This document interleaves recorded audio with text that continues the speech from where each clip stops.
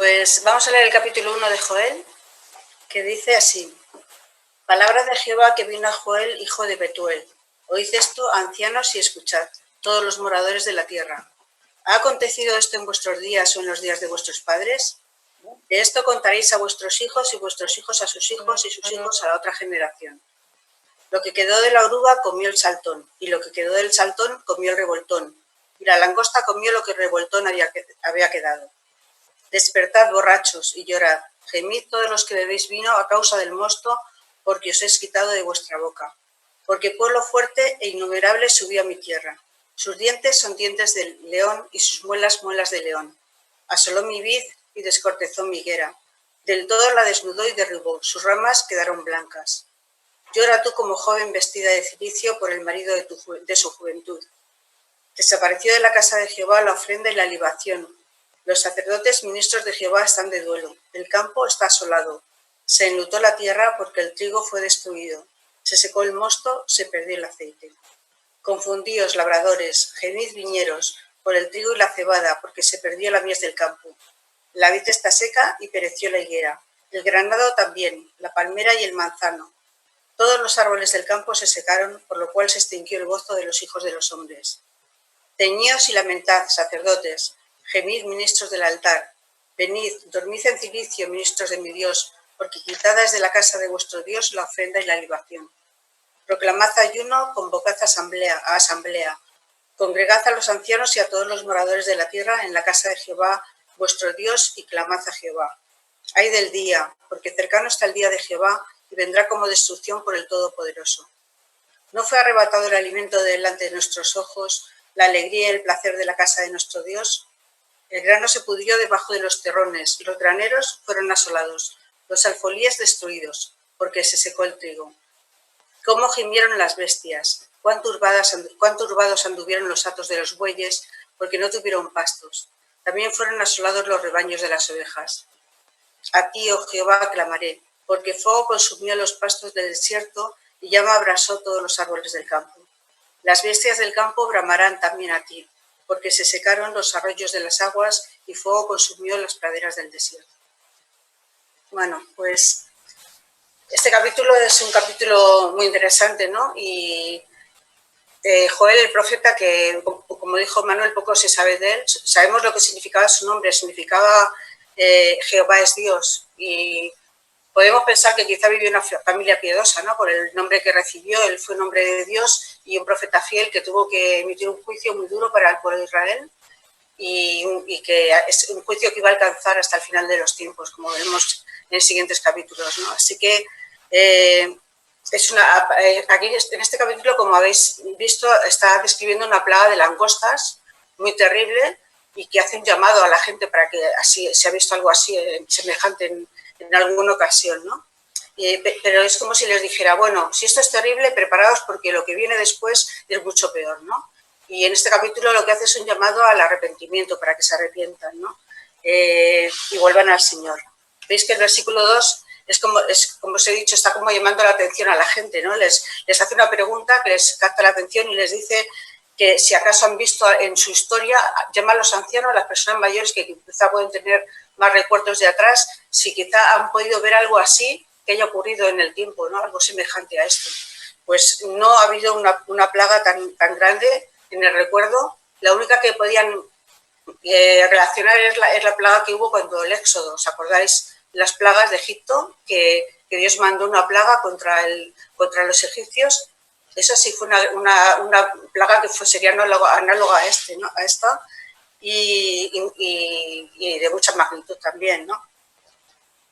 Bueno, pues en Egipto, fijaros que la contradicción, porque en Egipto Dios mandó una plaga para formar su pueblo, para ayudarles, para rescatarles, pero ahora lo trágico es que la plaga la tiene que enviar Dios hacia su propio pueblo por su pecado.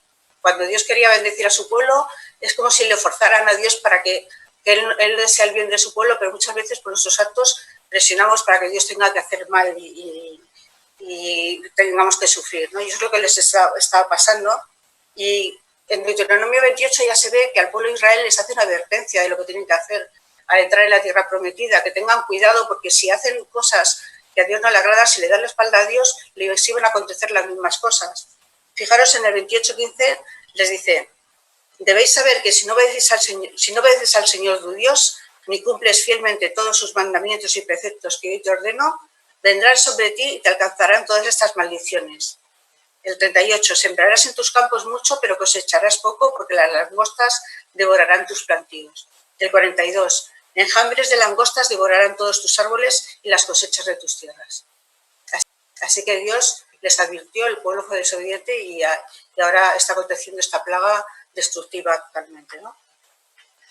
Y quizá nosotros también podemos pensar muchas veces, ¿no?, que nunca nos va a pasar nada, podemos vivir como nos dé la gana, no pasa nada, como pensaban los israelitas, bueno, nosotros somos el pueblo de Dios, pues no va a pasar nada, ¿no? Pero no podemos hacer lo que nos dé la gana y pensar que no vamos a pagar las consecuencias de lo que hacemos mal, ¿no? Tarde o temprano el Señor tendrá que juzgarnos, ¿no? Y yo pensaba, cuando Pablo decía, ¿y qué diremos? ¿Perseveraremos en el pecado para que la gracia abunde? Como la gracia de Dios es tan buena, pues vamos a pecar para que la gracia abunde, ¿no? Es todo lo contrario, ¿no? Porque lo que Dios pide de nosotros es santidad, es el tope que pide de su pueblo es la santidad, ¿no? Y tenemos ejemplos en el Antiguo Testamento, que creo que Manuel ya comentó algo, ¿no? El caso de Acán, como él y su familia pereció porque desobedecieron, tomaron de los despojos de la guerra y tuvieron que morir por el engaño y porque desobedecieron a Dios. Y en el Nuevo Testamento tenemos un ejemplo muy claro, al principio de la Iglesia, con Ananías y Safira, que Dios los destruyó, murieron de golpe, ¿no? Dios los juzgó y murieron delante de todos los creyentes estupefactos por lo que había pasado, ¿no? Y eso produjo temor en la Iglesia, ¿no? Es importante que haya santidad. Dice Pedro en su primera carta, el 1 de Pedro 1:17, si invocáis por Padre al que juzga por imparcialidad, o sea que nosotros clamamos a Dios y sabemos que es juez justo e imparcial, pues entonces tenemos que vivir con temor reverente mientras estemos peregrinos en la tierra. Es lo que Dios demanda de nosotros, ¿no? Y bueno, voy a ver un poco de agua. Y yo, meditando en esto, no he podido por menos que hablar del Salmo 90 porque es mi preferido. Es el Salmo de Moisés, ¿no? Y yo le veo, ¿no?, como la experiencia de toda su vida, el rodaje, el ver cómo el Señor tuvo que lidiar con su pueblo y con él, ¿no? Y las reflexiones que hace. Y entonces pone los pecados del pueblo delante de la santidad de Dios, ¿no? Y entonces dice cosas como, pusiste nuestras maldades delante de ti, nuestros yerros a la luz de tu rostro. ¿Quién conoce tu ira y el poder de tu indignación con que debe ser temido? Ni el mismo Moisés pudo llegar a entrar a la tierra prometida por lo que hizo, ¿no?, al dar 2 veces a la roca. O sea que Moisés sabía muy bien que Dios es un Dios santo y justo y que tenemos que meditar muy bien, ¿no?, porque él no admite el pecado, ¿no? Él tuvo que juzgar a su pueblo y estuvieron 40 años por el desierto sin poder entrar en la tierra prometida, ni siquiera Moisés, ¿no? Así que, y tampoco podemos esconder nuestros pecados de Dios. Parece que, bueno, no, como nadie lo ve, y tampoco podemos ser permisivos con el pecado, porque Dios dice, como he dicho antes, tenéis que ser santos porque yo soy santo. Es el nivel que Dios pide, ¿no? Esto es un choque total con la sociedad en la que vivimos, pero nosotros tenemos absolutos, no es todo relativo, es mentira, hay absolutos, y tenemos que ajustarnos a lo que la palabra de Dios dice, aunque choque con lo que la sociedad dice. Que mientras tú seas feliz, mientras tú hagas lo que quieras y no molestes, Dios tiene unas normas, ¿no?, de moral y de todo que tenemos que cumplir. Sigue diciendo el Salmo 90, con tu furor, la reflexión de Moisés, ¿no?, con tu furor somos consumidos, con tu ira somos turbados, porque el juicio de Dios es inevitable, ¿no? Así que necesitamos aprender las lecciones, ¿no?, de los profetas, de Joel, de la palabra de Dios. Y el mismo Moisés dice, enséñanos de tal modo a contar nuestros días que traigamos al corazón sabiduría. Un texto muy profundo, ¿no? Que el Señor nos ayuda a mirar la vida desde su perspectiva, ¿no? Porque la verdadera bendición está en entrar en el camino de Dios y el fracaso está en darle la espalda, ¿no? Si hacemos eso, fracasaremos como pueblo de Dios y como personas y no podremos ser felices en realidad, ¿no? El versículo 3 del capítulo de Joel dice, de esto contaréis a vuestros hijos y vuestros hijos a sus hijos y sus hijos a la otra generación. La primera pregunta que hacía iba en relación con esto, ¿no?, como os podéis imaginar, ¿no? Pero la importancia de poder compartir las experiencias, ¿no? A lo mejor tenía que compartir una experiencia tan dura como era la plaga de langostas, pero lo importante es que a nuestros hijos y a los demás podamos contar las experiencias que hemos tenido con el Señor, las vivencias, qué bueno es pensar los tiempos aquellos en que había oposición en España con Franco y cómo fue el pueblo de Dios, o recordar hombres de Dios que nos han impactado, compartirlo con nuestros hijos para que ellos puedan recibir esa sabiduría, ¿no? y ser obedientes, ¿no? Para que sea un recordatorio para que podamos vivir cerca del Señor y no alejarnos, ¿no? Por sus sendas. Dice el Salmo 78:4 sobre esto. Hablaremos a la generación venidera del poder del Señor, de sus proezas y de las maravillas que ha realizado. Dictó una ley para Israel, ordenó a nuestros antepasados enseñárselo a sus descendientes. Y el versículo 7 de este salmo dice, así ellos pondrían su confianza en Dios y no se olvidarían de sus proezas, sino que cumplirían sus mandamientos. La experiencia vivida realmente con el Señor, las cosas que hemos experimentado, lo que el Señor nos ha hablado, eso tiene que transmitirse, ¿no? Alrededor de la mesa, alrededor de la familia se hablan de muchas cosas, pero que el mensaje principal sea este, ¿no? El Señor, es lo más importante. Luego, a partir del versículo 4, empieza a hablar del alcance de la plaga de langostas, ¿no? Bueno, muchos han hecho muchas explicaciones porque dice el pulgón, el revoltón, algunos dicen que son distintas especies de langostas, pero a fin de cuentas lo que quiere decir este versículo es que la aniquilación que ha venido es total, ¿no? Es como si hubieran venido una serie de plagas de langostas que han ido una vez detrás de otra machacando, ¿no? Si han comido una parte y luego lo que ha quedado lo han sacado de comer, ¿no? O sea, que habla de una aniquilación total de los enjambres de langostas, ¿no? Y eso es de lo que habla, ¿no? Algo muy terrible que estaba pasando en el pueblo de Israel. Luego el versículo 5, a los primeros que habla es a los borrachos, hace un llamado a los borrachos.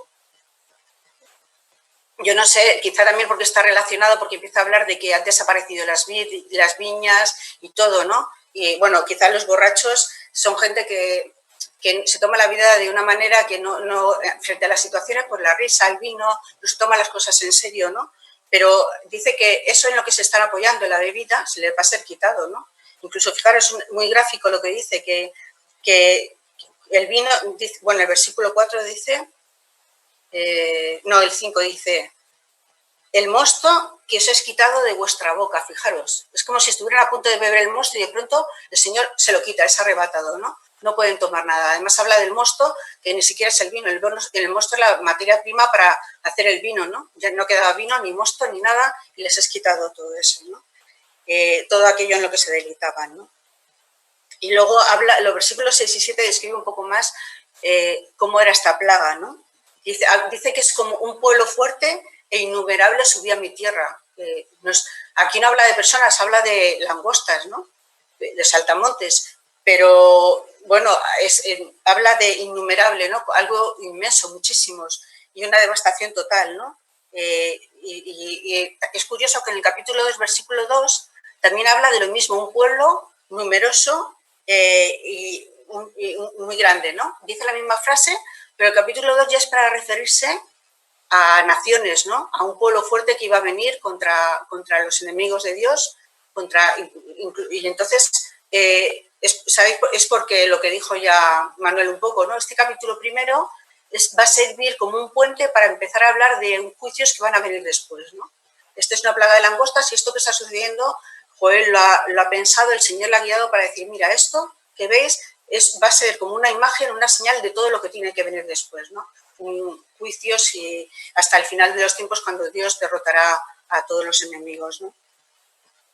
Así que, bueno, habla de una nación invasora, las langostas, ¿no? Y, bueno, pues un pueblo grande. Y fijaros que Proverbios también habla mucho de esto. Dice que hay cosas pequeñas, ¿no? 4 cosas pequeñas hay en este mundo, dice. Habla de las hormigas, pero también habla de los saltamontes, las langostas, que no tienen rey, pero que avanzan en formación perfecta, ¿no? Así que van avanzando y destruyendo todo lo que van pillando, ¿no? Dice que tienen dientes de león y muelas de león, ¿no? Porque las mandíbulas de los saltamontes tienen dientes. Yo no sabía, ¿no? Lo he descubierto haciendo esto, pero es curioso, ¿no? Tienen dientes. Y dice un comentarista que Plinio hablaba de que roen hasta las puertas de las casas, ¿no? Todo lo que pillan lo roen, hasta las ramas de los árboles, todo, ¿no? Y entonces dice, estas langostas asolaron mi vid, descortezaron mi higuera, ¿no? La higuera que pertenece al Señor, el pueblo de Dios, Dios tiene que sufrir, hacer esto contra su propio pueblo, contra el que quiso darles una tierra maravillosa que fluye leche y miel, pues le tiene que quitar todos estos bienes, ¿no?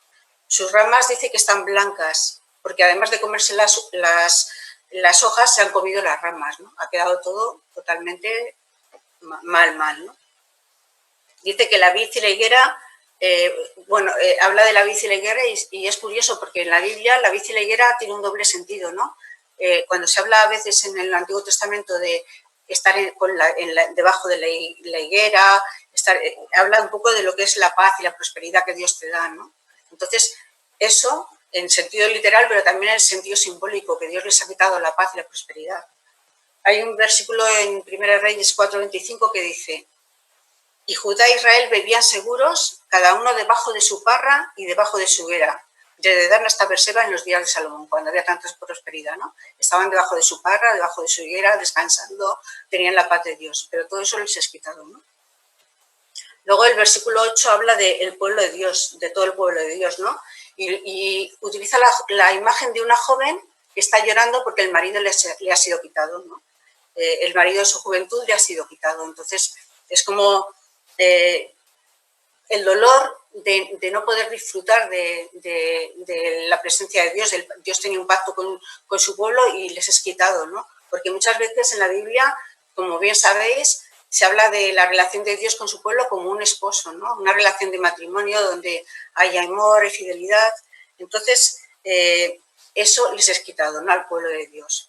Y bueno, por ejemplo, Jeremías 2:2 dice: me he acordado de ti, de la fidelidad de tu juventud, hablando de Dios, de su pueblo, ¿no? Del amor de tu desposorio, cómo andabas en pos de mí en el desierto, en tierra no sembrada. Y en el Nuevo Testamento, pues hay muchos versículos. Por ejemplo, 2 Corintios 11:2 dice: os he desposado con un solo esposo para presentaros como una virgen pura a Cristo. Y luego Apocalipsis, que lo cantamos, ¿no? Gocémonos, alegrémonos y démosle gloria porque han llegado las bodas del Cordero y a su esposa se le ha preparado y se le ha concedido que se vista de lino puro, ¿no? Entonces, esa relación tan cercana que el Señor quiere tener con nosotros ha sido quitada, ¿no? Por el pecado. Es un juicio que debía ser de gran dolor por su separación, ¿no? Y luego en el versículo 9 habla de los sacerdotes, los ministros de Dios, que tienen mayor responsabilidad, ¿no? Dice que los sacerdotes están de duelo, tienen que estar de duelo. ¿Y la razón por qué tienen que estar de duelo? Porque las ofrendas han sido quitadas, ¿no? Fijaros que dice el versículo 9, la ofrenda y la libación ha sido quitada. Y bueno, como vemos, en Israel cuando hacían las ofrendas, los sacrificios de la mañana y de la tarde siempre iban acompañadas de flor de harina, hecha con aceite, y también la libación, que son lo que se derramaba, el líquido que se derramaba, pues el vino también sobre los sacrificios. Entonces todo eso es quitado porque no hay nada para poder hacerlo. Pero lo que pasa es que no pueden dar el culto a Dios. O sea, no solamente han perdido los materiales, sino que no pueden dar ese culto a Dios, no se lo pueden dar. Y es algo muy, muy duro para ellos, ¿no? Todo esto que tenía que ser un símbolo de gratitud al Señor, es el momento en que ofrecían su adoración a Dios, en que iban para recibir el perdón, todo eso, pues es como si es quitado, ¿no?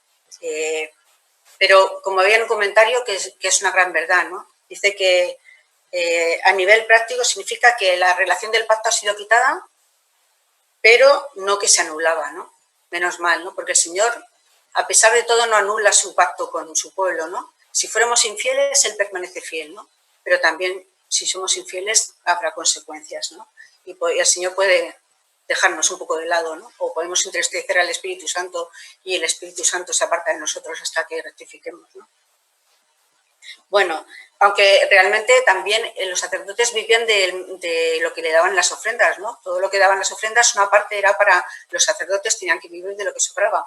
Perdían su mantenimiento, pero sobre todo tenían que lamentar el hecho de que no podían rendir el culto al Dios al que adoraban. Su trabajo era servir, ministrar el culto, ministrar los sacrificios, y no iban a poder hacer ese trabajo exclusivo. Les hubiera quitado de eso, ¿no? Indirectamente, ¿no? Fijaros que, bueno, hay un salmo, el 84, que habla de la nostalgia, ¿no? De poder estar en los atrios de Dios, en el templo, que habla un poco de lo importante que es para el judío y para el creyente estar en la presencia de Dios, estar en los atrios de Dios, estar la oración conjunta, y dice el 84, cuán amables son tus moradas, oh Jehová de los ejércitos. Mi alma anhela y aún ardientemente desea los atrios de Jehová. Y tiene envidia, ¿no? Porque dice, aún el gorrión encuentra casa cerca de tus altares, ¿no? Y al final dice, mejor es un día tus atrios que 1000 fuera de ellos, ¿no? Ese debería ser el deseo de los sacerdotes, pero eso les ha sido quitado, ¿no? Luego de los versículos 10 a 12 habla un poco de que la tierra llora, ¿no? Es como una personificación, la tierra no puede llorar, pero sí que habla esta expresión, ¿no? Dicen que bueno, por lo que ha pasado, ¿no? Dicen que un enjambre pequeño de langostas puede llegar a comer lo mismo que 35.000 personas en un día. Uno pequeño, ¿eh? O sea, que fijaros la devastación, ¿no? Y necesitan la ayuda de los vientos para desplazarse de un sitio para otro. Pero vemos que, bueno, yo pensaba, bueno, es Dios el que lo ha enviado. ¿Cuántas veces vemos en la palabra de Dios que Dios es es el creador, el que ha hecho los vientos? Y, por ejemplo, ¿os acordáis cuando los discípulos se quedan asombrados diciendo, ¿quién es este que aún los vientos y el mar le obedecen? Que paró los vientos. Y cuando el Egipto tenían que cruzar el Mar Rojo, el Señor dice que mandó, en el versículo, extendió Moisés su mano sobre el mar e hizo Jehová que el mar se retirase por recio viento oriental toda aquella noche y volvió el mar en seco y las aguas quedaron divididas. Él mandó el viento en ese momento para facilitar el camino de su pueblo y para castigar a los egipcios que quedaron enterrados dentro del agua, ¿no? Que quedaron ahogados. Jonás también intentó huir de la voluntad de Dios y cogió un barco en la dirección contraria hacia Tarsis. ¿Y qué lo que hizo el Señor? Pues que lanzó un fuerte viento, una tempestad tal que al final las circunstancias cambiaron totalmente, ¿no? Dios le hizo reconducirse, ¿no? Así que el Señor utiliza los vientos para juzgar y la tierra está llorando las consecuencias, ¿no? Es como si la tierra que ha producido todos estos frutos, todas estas cosas tan maravillosas, el aceite y el vino, está de luto porque se ha perdido toda la cosecha que ha producido, ¿no? Dice que el trigo destruido, el mosto secado, el aceite se ha perdido. Y los labradores y los viñadores están confundidos, gimen, y el gozo de las personas también ha desaparecido, porque dice que ni higuera, ni ganado, ni palmeras, los dátiles eran muy preciados en Israel, de las primeras, pero eso ya había desaparecido, el manzano y todos los árboles frutales, no quedaba de nada, ¿no? Y bueno, podemos pensar las cosechas, lo bonitas que son las cosechas, ¿no? No sé si habéis estado alguna vez en una vendimia o algo así. Yo cuando era jovencilla estuve en Galicia, estuve ayudando y la verdad es que es un ambiente súper chulo, ¿no? De ahí bebiendo vino, sin pasarnos, pero muy alegre todo, ¿no? Muy alegre por la cosecha y eso, ¿no? Y yo no sé si habéis visto, hay una película que es Viaje a la Toscana, que a mí me gusta mucho y se ve muy bien la escena esa de después de que cogen el vino, están pisando el vino, cómo están todos felices en la fiesta, ¿no? La fiesta del gozo de lo que el Señor te ha dado, que Israel podía disfrutar, ¿no? La cosecha, pues todo eso lo habían perdido, ¿no? Hay que disfrutasen de esas bendiciones, ¿no? Entonces, el Señor lo que quiere es que su pueblo vuelva a Él, ¿no? Muchas veces a través de las circunstancias, el Señor lo que hace es volvernos hacia Él, ¿no? Y quería que se diera cuenta de todo su corazón que se habían alejado y que tenían que volver al Señor, ¿no? Yo leía en la hoja del calendario, no me quiero extender mucho, pero el día 28 de este año decía el calendario, en el arrepentimiento también hay una luz de esperanza. Qué bonito, ¿no? Hay una luz de esperanza porque Dios es un Dios de gracia, ¿no? Y es un llamado a la misericordia divina, es el sentimiento de que la benignidad de Dios nos guía, ¿no? El arrepentimiento, según Dios, trae alegría, ¿no? Porque Dios está ahí ya esperando con los brazos abiertos, como hizo con el hijo pródigo, ¿no? Esperando a que su hijo se arrepintiese y volviese hacia él para recibirle, porque Dios es un Dios de amor también, ¿no? Y ya en los versículos 13 a 20 lo que vemos es un llamado al arrepentimiento. Hay una frase de un anónimo que dice, a veces vemos más a través de una lágrima que a través de un telescopio. Es una frase que vi leyendo las notas de diarias y me lo he quedado, ¿no? Porque es verdad, muchas veces a través de las lágrimas el Señor nos habla mucho más profundamente, ¿no? Muchas veces estamos muy bien y no nos damos cuenta, ¿no? Pero cuando el Señor nos pone en momentos duros es cuando realmente podemos aprender muchas lecciones importantes para nuestra vida, ¿no? Entonces Dios lo que hace es empujar, el Espíritu Santo empuja a Joel para que llame a su pueblo para que haya un arrepentimiento, porque es lo que desea, ¿no? ¿Y con quiénes empieza? Empieza con los líderes, ¿no? Empieza con los sacerdotes. Y bueno, dice los sacerdotes, los ministros del altar deben dar ejemplo y les dice que hagan lamentación, que duerman en cilicio, que era el cilicio era esa ropa áspera que se ponían para el luto, ¿no? Y la razón por la que tenían que llorar y lamentarse era porque de la casa de Dios había desaparecido la ofrenda y la libación, ¿no? Ya no podían rendir ese culto, el culto a Dios, el templo donde cobraba todo su significado la relación de Israel con su pueblo, los sacrificios que eran los que hacían posible que hubiera esa comunión, las ofrendas de gratitud, todo eso había sido quitado. Ese simbolismo que hablaba de esa comunión con su Dios había sido quitado y ellos habían perdido su sentido de todo lo que hacían, porque ellos eran ministros para acercar todas estas cosas y ya no había, tenían que hacer luto, ¿no? Y los primeros en dar ejemplo. Entonces, después sí que les dice que ellos mismos llamen a todo el pueblo, que hagan una convocación santa, como cuando había una guerra que tenían que llamar por los cuernos para llamar, para un aviso importante. Dice que hagan una convocación para llamar a todas las personas del pueblo, para que se acerquen, para que lamenten, para que ayunen y para que vuelvan al Señor, ¿no? Y es el deseo que Dios desea, ¿no? No quiere que suframos, sino quiere darnos lo mejor, pero si le damos la espalda, el juicio está a la puerta, ¿no? Como dijo el Señor a Ananías y Zafira, ¿no? El juicio estaba a la puerta. Dios sigue siendo de todas formas el Dios de su pueblo, Dios sigue siendo nuestro pueblo, ¿no? Y bueno, lo que quiere es alejarnos de los malos caminos para llevarnos hacia los buenos, que son los suyos, ¿no? Y luego ya el versículo 15, solamente voy a dar una idea general, que es el día del Señor, ¿no? El versículo 15 habla del día del Señor y muchísimos profetas han hablado del día del Señor. Algunos dicen que es el día de la ira, hay muchos nombres, como dijo Manuel, ¿no? Pero es el día en que Dios dice, aquí en este versículo, dice que es el omnipotente, utiliza el poder, el nombre de Dios como el omnipotente, porque Él tiene el poder y la capacidad para hacer un juicio, para un juicio universal también. Y como dijo Manuel, ¿no? El viernes, por su carácter, él tiene que actuar así, ¿no? Él es santo y justo y además es una ira que es contenida, dijo Manuel, ¿no? Porque no es una ira que salta así, sino que él tiene su tiempo y a su momento hará un juicio justo, ¿no? Y controlado, ¿no? Pero lo hará, ¿no? Él tiene sus tiempos. No sabemos los tiempos del Señor, pero Él actúa cuando menos no lo podamos pensar, ¿no? Así que, bueno, muchos judíos quizá podían pensar, bueno, pues que sí, que el Señor juzga a las demás naciones, pero también ellos iban a ser juzgados. Y si este libro fue escrito un poco antes hay varias fechas, ¿no? Pero si fue antes del cautiverio babilónico, pues sí que sufrirían, a lo mejor no se arrepintieron, sí que iban a sufrir el sufrimiento del cautiverio babilónico, pero bueno, este día de Yahvé se proyecta hasta el final de los tiempos, ¿no? Se proyecta hasta cuando el Señor vuelva, ¿no? Las naciones vendrán y bueno, saben lo que, bueno, ya se hablará un poco, hay muchas formas de ver cómo será la segunda venida, ¿no? Pero sí que habrá un gran ejército de naciones que vendrá y atacarán a Israel, Israel será llena del Señor, volverá a Dios, Dios salvará a su pueblo, establecerá el milenio, luego habrá una rebelión, Dios destruirá el cielo y la tierra, creará nuevos cielos, nueva tierra y vendrá el estado eterno, ¿no? Todo ese proceso que el Señor hará hasta el final de los tiempos. El día de Yahvé da mucho para mirar, ¿no? Y muchos profetas nos enseñan cosas acerca de ello. Y el que haga el siguiente capítulo pues tendrá que desarrollarlo más porque habla mucho sobre esto. Luego en este capítulo, versículos 16 a 21, da un poco más detalles de la plaga, ¿no? De la plaga y habla de una sequía, ¿no? La describe, ¿no? Y bueno, pues dice que la alegría, el placer ha sido arrebatado, el gozo de la presencia de Dios, ¿no?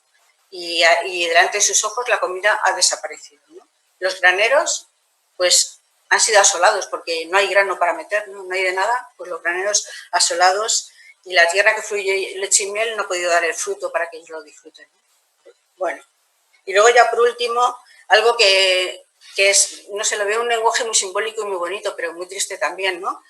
La creación animal habla de los animales, ¿no? Y la creación animal realmente sufre por culpa nuestra y con nosotros, ¿no? Los animales iban a sufrir las consecuencias del pecado de Israel y los animales sufren, ¿no? Como dice Pablo en Romanos, que la creación gime a una y como si estuviese de parto y que está aguardando con ansiedad la liberación de los hijos de Dios, ¿no? está esperando que este mundo sea liberado de la corrupción para que ya no haya más sufrimiento, ¿no? Para que todo sea así, ¿no? Fijaros que el versículo 18 dice, ¿cómo gimieron las bestias? ¿Cuán turbados anduvieron los bueyes, los hatos de los bueyes? Porque no tuvieron pastos. Y los rebaños de las ovejas también fueron asolados. Así que, bueno, pues dice el versículo 20 que las bestias del campo bramaron a ti porque se secaron los arroyos de las aguas y fuego consumió las praderas. No tenían ni para beber ni para comer los animales. Y bueno, pues yo sobre esto os recomiendo una poesía de Juan Maragall, un poeta catalán que habla de la vaca ciega, que es muy bonito y te hace meterte un poco en los sentimientos, ¿no? Los animales no piensan como nosotros, pero sí que sufren, ¿no? Las cosas, las enfermedades y todo lo que pasa, ¿no? Bueno, en realidad toda la creación está hecha para honrar a Dios, ¿no? Para darle la gloria. La gente no le ha dado la gloria al Creador, pero nosotros como su pueblo sí que somos llamados a glorificar, a ensalzar la naturaleza y cuidarla, ¿no? Y dar gracias por lo que Él ha hecho, ¿no? La creación proclama, es como una orquesta, ¿no? Lo que el Señor quiere es que todo como una orquesta realmente es como un cántico de toda la creación que reconoce la maravillosa sabiduría de Dios, su poder creador, su omnipotencia, su cuidado y todas estas cosas, ¿no? Realmente de una forma clara los cielos cuentan la gloria de Dios, ¿no? Y nosotros también, ¿no? Dice el Salmo 104 que hace brotar los manantiales en los valles, corren en los montes, dan de beber a todas las bestias del campo. Él riega los montes desde sus aposentos, del fruto de sus obras se sacia la tierra. Tú les das y ellos recogen. Y bueno, pues eso es realmente lo que el Señor hace con todos, ¿no? El Salmo 145 dice que te alaben, Señor, todas tus obras. El 21, que mi boca prorrumpa en alabanza. Que todo el mundo alabe su santo nombre. El 150 dice que todo lo que respira alabe al Señor. El 19, que los cielos cuentan la gloria de Dios, ¿no? Y el Salmo 89 dice, tuyos son los cielos y tú los fundaste, ¿no? Todo lo ha hecho Él y todo le pertenece. Y el Job 38, 41, y para acabar dice, ¿eres tú quien alimenta a los cuervos cuando sus crías claman a mí y andan sin rumbo y sin comida? Realmente Dios sí que cuida de su creación, ¿no? Y Él alimenta a los ganados y las crías de los cuervos cuando graznan. Y otro salmo dice, los leones rugen reclamando su presa, pidiendo a Dios que les dé su alimento. El Señor les da, ¿no? Pero dice, de mi tierra he tenido que hacer esto, ¿no? En mi tierra he tenido que hacer todo este dolor a causa del pecado, ¿no? Pues que el Señor nos ayude a considerar esto, ¿no? Y realmente pues que Dios es un Dios de amor, pero también un Dios justo y santo que reclamase de nosotros. Yo ya lo dejo y doy lugar para el coloquio.